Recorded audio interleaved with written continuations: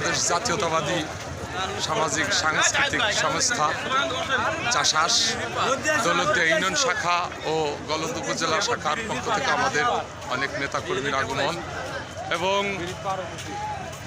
ফরিদপুর বৃহত্তম ফরিদপুর জেলার মধ্যে তারেক রহমানের আগমন উপলক্ষে আজকে টোটাল ফরিদপুর শহরটি যে জনসমুদ্রে পরিণত হয়েছে সেটা ফরিদপুরবাসী নিজ চোখে দেখতে পাচ্ছেন এবং সারা বাংলাদেশবাসী দেখতে পাচ্ছেন। সারা বাংলাদেশবাসী মনে মনে সবাই ইচ্ছা করে রেখেছেন 12 তারিখ সারাদিন ধানের শীষে ভোট দিন।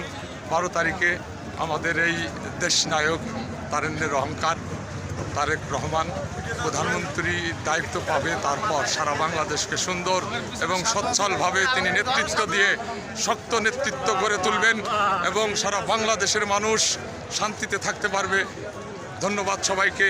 এবং আমাদের জননেতা আলী নওয়াজ মোহাম্মদ খৈয়ুম সাহেবের পক্ষ থেকে একটি বিশাল পরিসরে একটি মিছিল আমরা অলরেডি হেঁটে যাচ্ছি, জনসভায় যোগ দেব।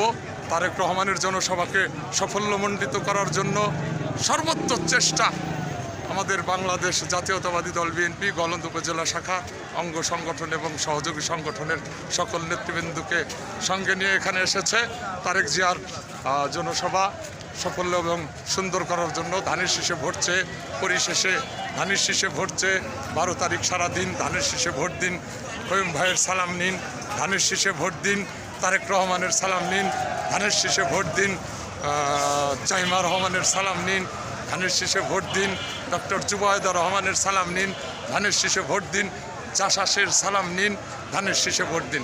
ধন্যবাদ সবাইকে।